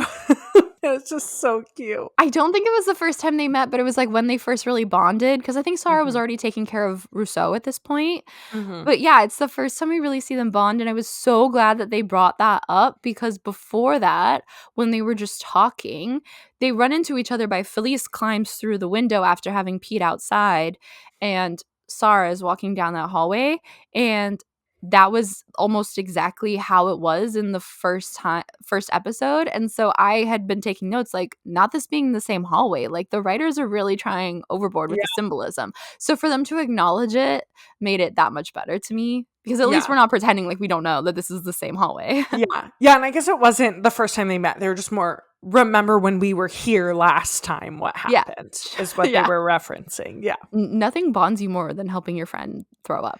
Kind of true. Niels does during this party. There's a very sweet scene, literally in the middle of this party, where August is drunk and Vincent is drunk, and Niels is like, "Guys, I need you to not laugh, but I sleep with guys." Mhm. And there's a beat, and then Vincent goes, "Why would we laugh?" Mhm. Mhm. And then they ask why he hasn't told them before. And Neil says that because he hasn't had like someone that he really, really likes. And Vincent's like, well, we need to fix that because you're a stud. Mhm. It's really cute. It's really cute. And I like that it's just like immediate support from them and not really a lot of questions. They're just like, okay. Yeah. And in episode 4, when Vincent is bullying Simon says, "Why do you have a problem with me? Like, is it because you're a homophobe?" And he's like, "Absolutely not. I'm not a homophobe." And I know one of the popular like crack fanships has been Vincent and Niels because they're always together. They kind of wish Mm. that they were a couple. I think that whereas the other friends that we liked got assassinated, I actually really like what they did with Niels and Vincent. Vincent went from just being like a fuckboy on the side to like being kind of awful, like openly, in a way that Mhm. made him less likable. But somehow he and Niels and August, while having more tension in their friend group this season, also had seemingly a stronger friendship bond than I've ever seen Mhm. before. Mhm. I don't think I'd ever really truly seen those three together so much, and they have some really good conversations together. I like them.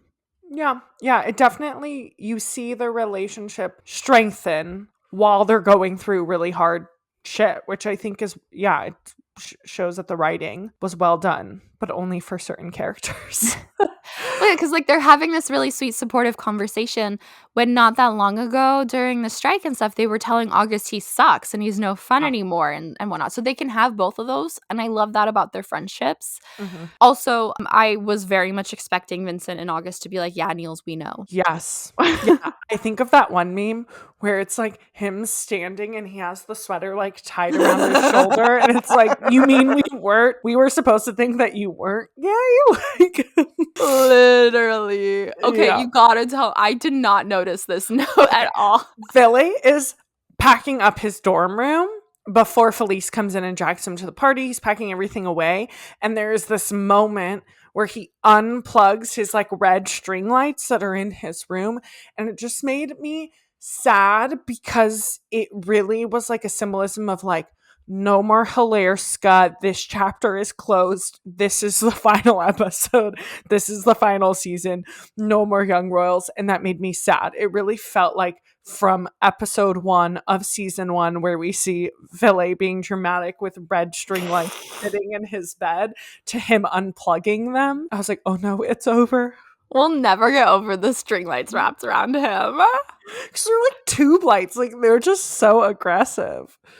There's a bit in behind the scenes where after they filmed the last, Omar and Edwin filmed their last scene in that bedroom. Omar was so dramatic. He was like, this is where all of the saucy moments happen, that he like snuck behind the desk in the set and wrote on the wall, Omar was here, because they were like, put it somewhere where no one will see. So he wrote Omar was here and then in parentheses Simon, like just in case anyone doesn't know.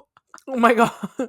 Simone. The night after the party in the dorm room, Felice is waking up and there's kind of noise in the dorm room, and she glances over and Frederica and Stella are making out in bed, and Felice kind of smiles because she's like, oh, finally. This moment would have been better if it happened in season 2 when the characters weren't ruined, but yeah, I agree. I was like, I'm glad our lesbians got each other. Another thing, I was watching an interview where Omar and Edwin both said that, you know, they were pretty involved in the process of these characters from season 1, and they questioned the writers a lot, and they questioned direction that they were given always, because they felt very, very connected to these characters and it was really important to them. I love that. I know. So when they first heard the song, Omar actually went over and played it for Edwin, and they both were like, wait, this is so cringe. Would Simone actually write this for Philly? Like, I don't know how I feel about this. And then they both were like, okay, maybe this is a moment where we just accept what the writers have done, and like maybe this is going to pan out to be something we can't picture in our heads now. So they just went along with it, and they both said they're happy with how it turned out in the show. But I thought it was funny that they both were like, wait a minute, would Simone actually write this for Ville? I don't think so. I actually think he would, because as I mentioned in our previous episode, he has a Demi Lovato style of blunt writing. Yeah. He loves a dramatic song. Yeah. It was clearly not written by a teenager, not because it's so good, but it's not terrible, it's not great, it's what it is, what it is, because it's so pointedly wraps up the show is what took me out a little bit. My favorite thing is that one of the lines is, remember when you said everyone is fake? And I started cracking up, because then he's like that we're all made of metal and plastic or whatever, and I'm like, yeah, I remember when he said that, he was drunk and high out of his mind. Yeah. Like, we talked in depth about that being just such great high thoughts. Yeah. For it to then end up in this song, it's funny. Okay, so we've come to the end of the notes, which is not to say that we are done, but we are at the big topic, the abdication. Yeah. I liked that there was some foreshadowing to it. I felt like there was some foreshadowing throughout the season, because Simon would make comments to him like, I see how this makes you feel. And Ville would say it's a privilege, not a punishment, but his face said otherwise. And then we had the whole snow globe that he would look at that was a symbol of Eric, that he, in this episode, he throws in the trash while packing. And then his parents show up to graduation with the same frog, like, prince symbol on a knitted charm on a necklace that they give to August for his graduation. Mhm. So I did notice like some symbols of foreshadowing there that I liked, to where when it happened, I wasn't surprised at all. Yeah.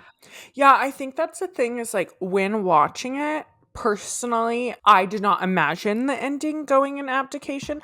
But then once I settled with what had happened and read stuff online, I was like, oh, I accept this more and it makes more sense because it's not just foreshadowed in this episode or in this season. Like it starts all the way from season 1 when he's on, maybe it's the first episode of season 2, but where he's on the phone with the queen and is like, he's on a date with another man and I don't want to have to deal with this. I don't want to be king. And he says it in front of the entire royal court. Like, this is something that Vili has battled with and been struggling to accept that he was born into since season 1. So it doesn't really come out of nowhere. Yeah, and to his credit, I give Vili a lot of shit for not having a personality and not liking anything or knowing what he wants. But I think that is a lot in part due to how much this consumes his life. And Yeah. this abdication is really about him realizing what he doesn't want, which I think he has to do and accept before he can find out what he wants. Mm-hmm. Which kind of connects to my note where I said, do we really think Vili did this for himself? Or do we think he did it to be with Simone? Because there is a moment where, he tells the Duke and the Queen, like, I'm doing this for me. I'm not doing it for him. And he also tells this to Simone. But maybe it is connected to, like, he doesn't really know who he is without this. So, like, yes, maybe Simone is a factor. But in order for him to be with Simone, he has to figure out who he is outside of just being royal. I think Simone is too much of a factor. Or I think he has to be a factor because we're not over him. But I do think that there is some level of finality that Vili feels when Simone walks off, and that he really isn't sure if he can get him back or not. I think that he doesn't want to be king. I will say he's royal no matter what. Sure. Like, even if he abdicates, Yeah. there's still going to be plenty of crap that they would have to deal with. I think that it had to be this way, and that was my next note, and I wrote it in all caps, like that I really liked this writing, because if a 17-year-old abdicated the throne to be with his boyfriend of 2 months that he's never had a moment of true peace with, that would be beyond dramatic. That would be so inappropriate. We don't give up on dreams or big positions of power or any sort of aspiration for our significant others. In my opinion, you should be able to find someone that goes with, but this wasn't his dream. And so I don't think there was a world where he could have abdicated while they were still together. Yeah. And I don't think there's a world in which they would be together if he did not choose to abdicate, because that was a symbol of him picking himself and what he wants. Yeah. It was very conflicting and kind of hilarious for him to say he's doing it for himself, then immediately run out of the car, and then to tell Simone that he's doing it for himself, but he wants to be with him. Like, I'm like, you're saying it in the same breath, baby. Yeah. That's why I'm like, did he really do it for himself? And I think, as you said, both are just too intertwined. I wrote that I guess I did get the ending that I wanted, but not in the way I had imagined. About 30 minutes in, when our main couple is still fucking broken up, I was like, I'm not getting what I want out of this finale, and I need to just accept that because they're just not wrapping this up in 27 more minutes. Like, it's just not happening. In my brain, like, they would work through the royal shit, they would be together kind of in a like red, white, and royal blue sort of scenario. And because that's what I had pictured, I was like, oh, I don't know how I feel about this. But again, the more I sat with it, and I was like, no, this is the only actually scenario that makes sense for Vili and makes sense for the continued development throughout the last 3 seasons. And it is what I wanted. I wanted them to be together. Like, I didn't need no true what would happen in actual life. This would never work out. Like, no, I wanted them to be together, whether it was realistic or not. You know? Yeah. I think the big difference with Red, White, and Royal Blue, besides the fact that it is not as realistic, as dramatic and ridiculous as this show is, I do think it's fairly realistic for the circumstances that the characters are put in, right? Agreed. And that's one of the marks of good storytelling, is that you create the circumstances and you create the characters, but you make sure that the characters react to the circumstances in a way that makes sense within that setting. So it is more realistic, but I think also that fundamental difference of character is that the non-royal one in Red, White, and Royal Blue is American. Mhm. So he doesn't have that same conflict of interest of being anti-monarchist. And he's already involved in politics. It seems very similar, and I know a lot of people draw those parallels, but I think that the conflict is quite different at its core. Yeah. So you wanted him to be king and also be with Simon? And you thought that that could happen? You know, I'm not trying to say no. that in a mean way. No, but it is what I wanted. Like, again, I still am not sure that this ending, it feels more realistic, but it's like, flash forward 5 years, where are they? I don't know if I have a level of sure confidence in them, even though I love them together and I want them to be together. So in my brain, I just wanted them to be together, and the only way I saw it was Simon accepting that he now needs to be part of the royal family, and Vili just making a new stamp on like what it means to be king and also be gay. And I thought that would be really fun, though this makes more sense for our story. I agree with that take. So I only saw them working together if he abdicated at this age. I came in with zero expectations, and I was texting Jess the whole time that I watched this yesterday about how I was having the greatest time ever. It was an hour-long finale, and I never stopped smiling, and my cheeks literally hurt when I went to bed because every single storyline getting wrapped up, I was like, yes, this is what you deserve, baby. But something that was interesting to me is that when Vili's talking in the car with his parents, his mom says, you're going to be such a great king, and I know that.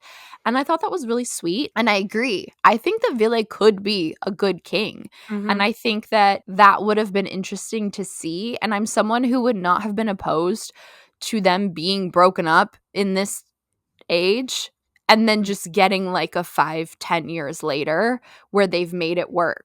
Because I think a lot of their conflicts come from just a lack of maturity. Yep. I'm glad that they ended up together because I think any sort of ending up together would feel a little Wattpad-y, and it does feel a little Wattpad-y. But the alternative is that they don't end up together, which sometimes I feel like writers do just so that people say it doesn't sound like fan fiction and it's more like art.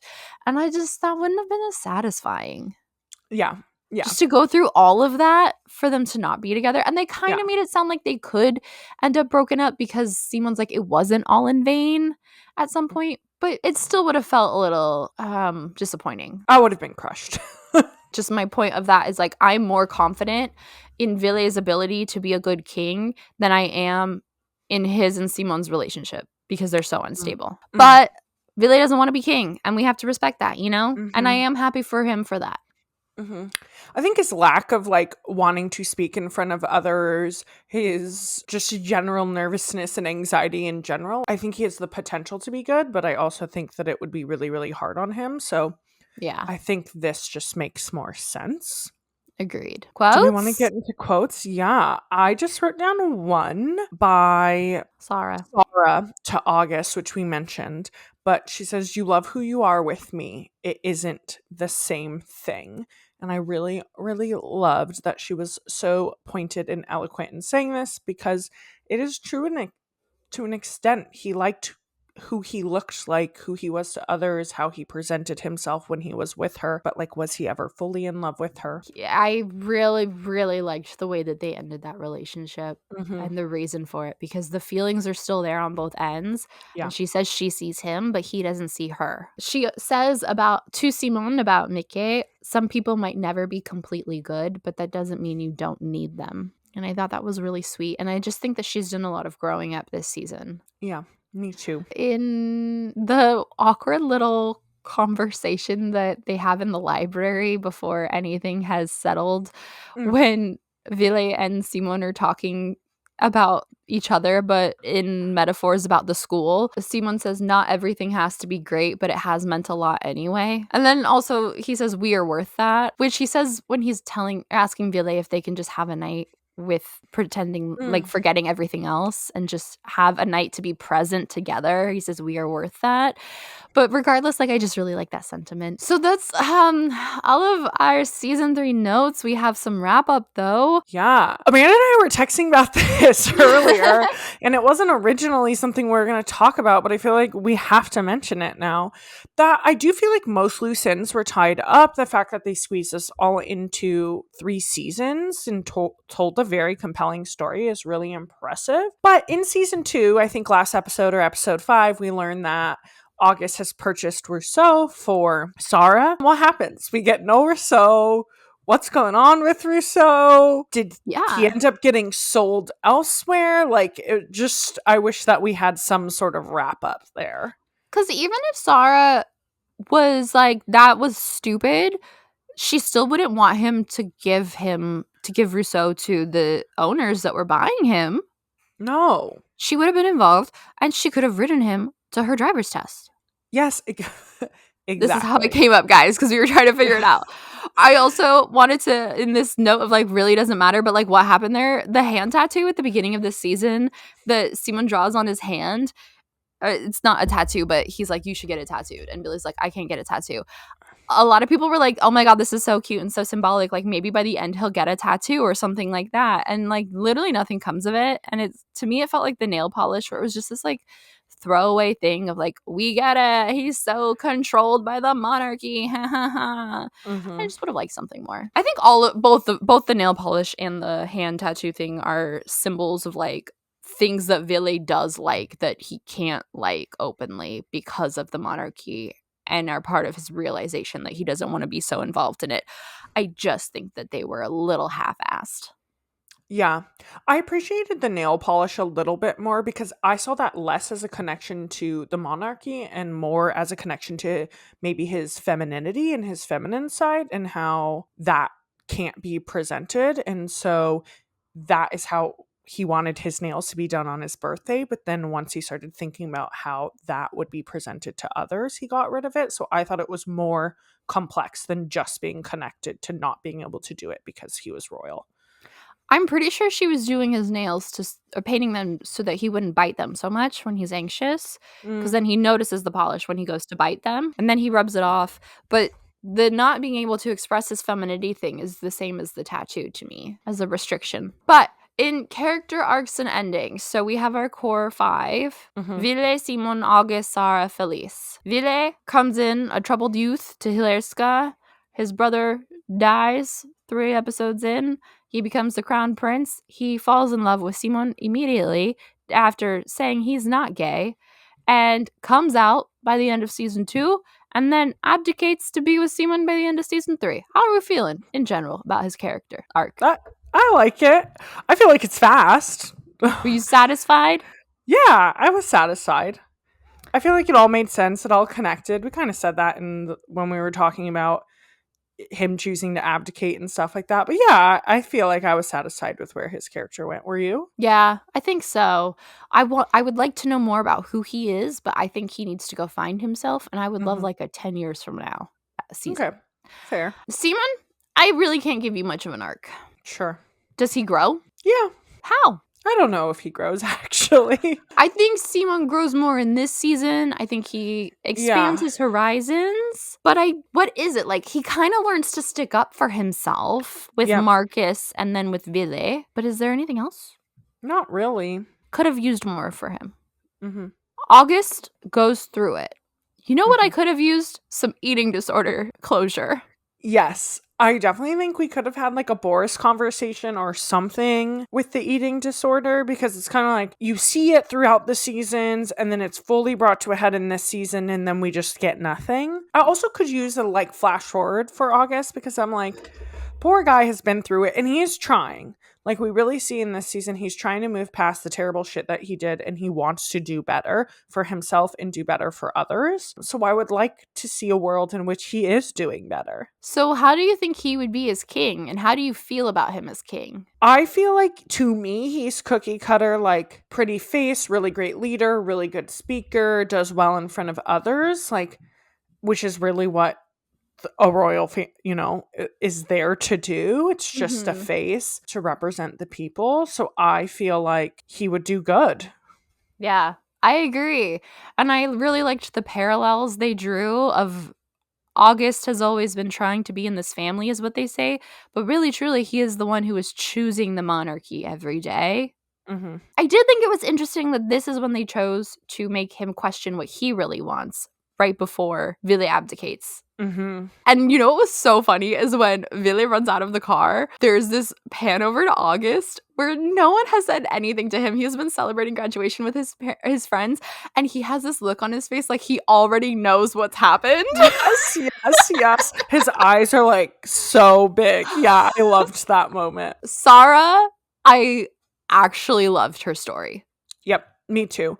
I thought her character was ruined the first time I watched season 2. We talked about I didn't think that when we did the rewatch. And yeah, I loved her arc. I like that she went out on her own to develop this relationship with her dad, which she was the reason that, there was no relationship there. Like, I think the things they really put her through in this season and throughout the show developed her into like a very well-rounded character.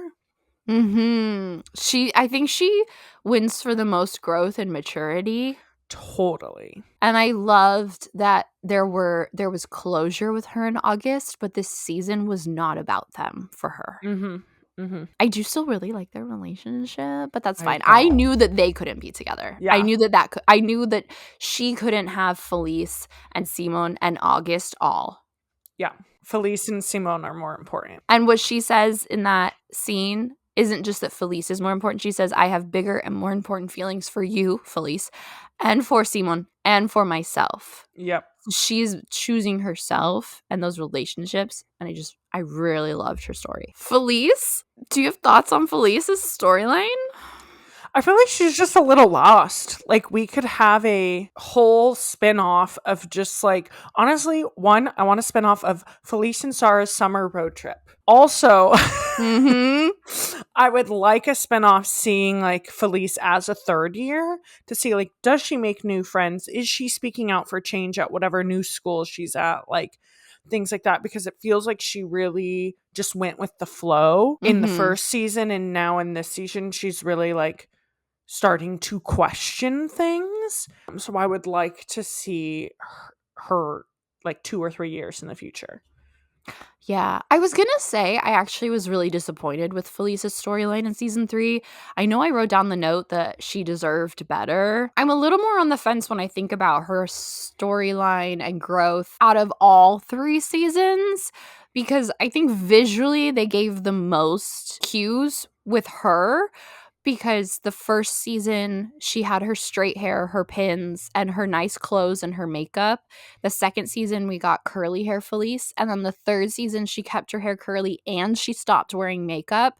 She only wore makeup for the party. The rest of the season, she was barefaced, which previously we only really saw when she was at the stables or in her room. She used to always have like eyeliner and stuff.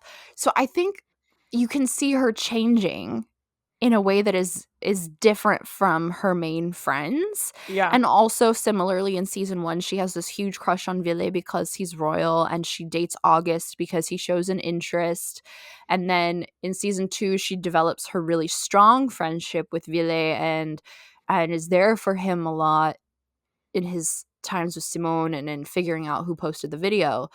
In season 3, I just wish she had more, because it just felt like she was sad about Sara until they became friends again. I guess she did have her part in like speaking up about the school when no one else wanted her to, and she knew no one else wanted her to, but we didn't really see that happen, so it wasn't as satisfying. Yeah, I feel like they gave her a lot in this season, because she's like learning to talk to her dad, like question what racism is happening, speak out about it, question the decisions her friends are making, and if they're really supportive of her. Like, I feel like she does really make some pointed decisions that develop her character in the season that we see a lot of. I did like that it didn't have anything to do with romantic feelings for Ville or August. Yeah. What do you think Ville does with his life after this?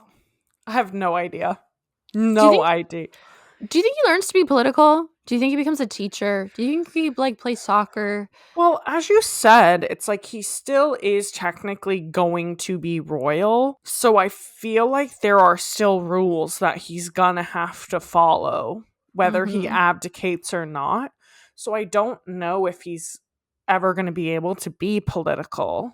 Like, I still think those tensions are going to exist in his and Simone's life. What do you think he does to pay the rent? Well, I would hope that him being royal pays the rent. God, he really is so privileged. But probably like charity work, sit on a board of directors for companies, probably. Yeah. Simon probably tells him where to send those royal checks to. Mm-hmm. And then, like, he needs hobbies. I want my boy to have some hobbies. Yeah, interests. Because otherwise he's going to drive Simon crazy. Other interests other than listening to Simone sing. Yeah. We need like things he likes to do on his own. My only final note is I'm just sad it's over, but I thought it was a really good wrap up. It was. I am not as emotionally attached to this one as I am Heartstopper, so I'm not torn up. I think I feel good because it ended in a way that felt right. I'm always a little sad when there's not going to be any new episodes, but you know what? I can rewatch it all. Yep. And I think I might do a whole rewatch because it's not that many episodes. Like, even though we just watched it for this podcast, I might do a full rewatch to like properly appreciate the ending again. I was thinking about that because I'm like, I would love to go back and rewatch season 1 and season 2 now that I know what happens in season 3, so I can bring the more like correlation points and connection points between the seasons, because I know they're there. We pointed out a lot of them, but I'm sure there are more that we didn't notice. So yeah, I definitely want to do another full rewatch. I don't know if I'm gonna do it right away, but I definitely will. I was thinking the same thing. I want to see if there's more abdication clues earlier on. Well, with that, up next, I don't know what we're going to do, so tune in to our next episode. We might do Mean Girls. We might pick back up with Sweet Life. We will pick back up with Sweet Life. I just don't know if it will be our next episode, but you definitely have that to look forward to. We'll finish off season 2 and then get into season 3 of Sweet Life. You can follow us on all our social media, 90s Babies Nostalgia on Instagram and YouTube. Spell out the word 90s. We're also on TikTok, but use the numbers there. If you could rate and review, we would greatly, greatly appreciate it. And also just like comment, DM, talk to us. We love chatting with you, especially if you have anything to say about your opinions on Young Royals, your opinions on season 3 and the finale. We would love to hear it. That's what I was going to say. Please let us know your thoughts on the finale. Like, Wilmon is endgame. We got that. But like, what did you think? Yeah. Did you really think Felice's storyline was that good? How are we feeling about August is king? What about the abdication? Like, are you happy? Are you disappointed? Let us know. And with that, we'll see you in the next one. Bye. Bye.